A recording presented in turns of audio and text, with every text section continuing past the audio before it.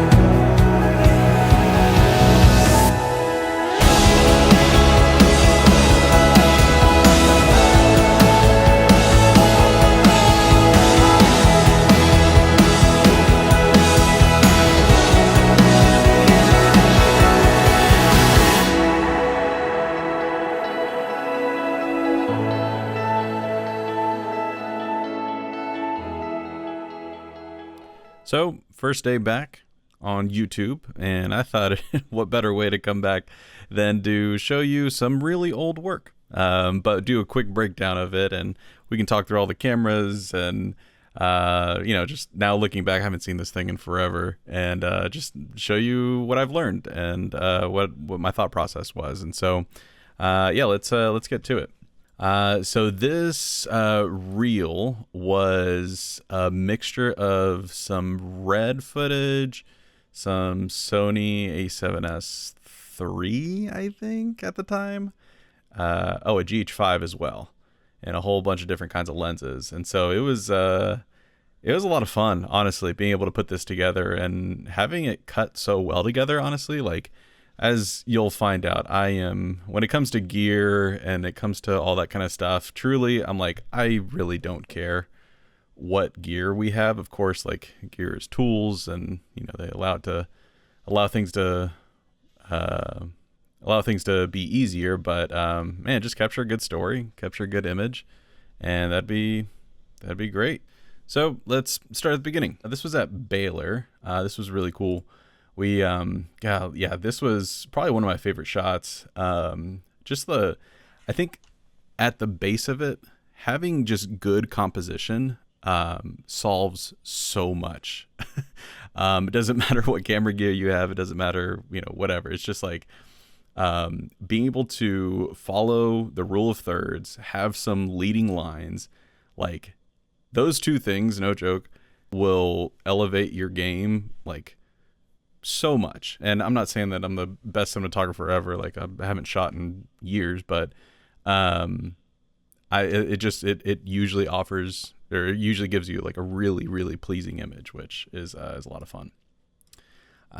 So this one, funny thing, I actually I broke the 180 rule here. So notice she's looking to the left. I am interviewing her on the left, and then she's looking right. Simple. And I messed it up. I'm pretty sure this was that's right, I remember this day. We were trying to black out this room. There was these massive windows, and it was just me and this other dude. Massive windows. We had to like block as much light as we could, try to make this look interesting. We had very, very limited gear, and I was like, all right, well, let's black it out. And then the last thing I just didn't even think about was, don't break the 180 rule. And I did. And so if ever you're setting up an interview, make sure interviewer, camera, second camera, if you have a 2-camera shoot.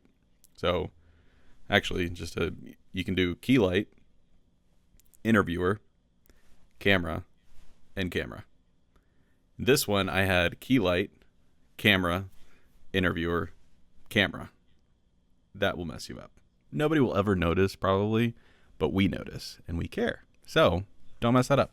Let me see. So this one, I did it right this time. That was great. So key light on the right, then interviewer, and then camera. This is our wide, and then tight. That worked out well.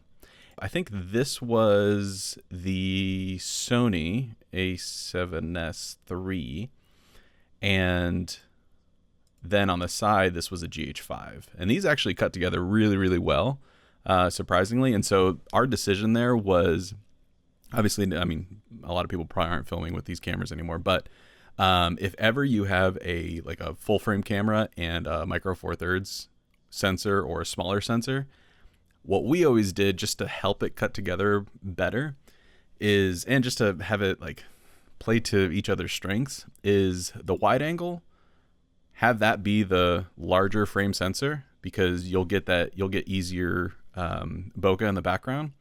And then the side angle, put the smaller sensor size on the side and just get a longer lens, because it's a lot easier. Like, I think this was on it was an 85 equivalent of a full frame, so it was like a 42 and a half or whatever. But I mean, you can see it, like, I mean, they look like they're the same camera. It's actually pretty nuts. So this is actually the first shot we see of this boat ride. I think you can check out the full film on my channel. This was actually a GH4 with the Sigma 18 to 35.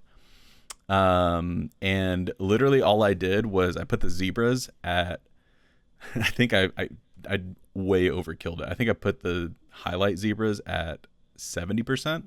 So everything you see in the sky, everything was at 70% except for the sun. And so that's why you can see so much detail in the sky. I mean, I say detail, it was a pretty clear day, but you can still see like some wispy clouds and stuff every once in a while.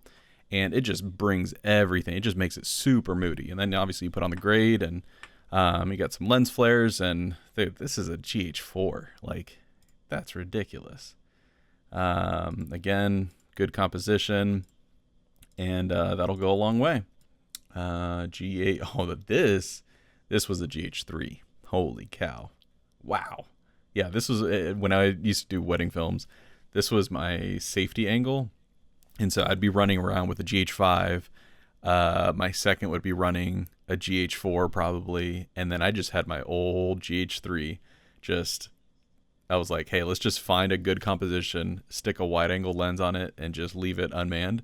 And whenever they they would fall into frame, that's something I could cut to. Great. And just turns out, hey, this was good composition, very symmetrical. And they were dead center. And you see all their friends and family in the background. Like, that was pretty easy, and crappy camera compared to the rest. Man, this shot I think is probably one of my favorite shots I've gotten. Just getting that backlight again, highlights being retained 70%, and having the water just get that light. And oh man, that was pretty sweet. I really enjoyed that. And that's it. And so giveaway time. I remember when I first started my career, I would have loved a creative collaborator. So I figured, why don't we just do that here on this channel? So we're pretty close to 1,000 subs. Once we reach 1,000, I'll hop on a call with one of you and just talk.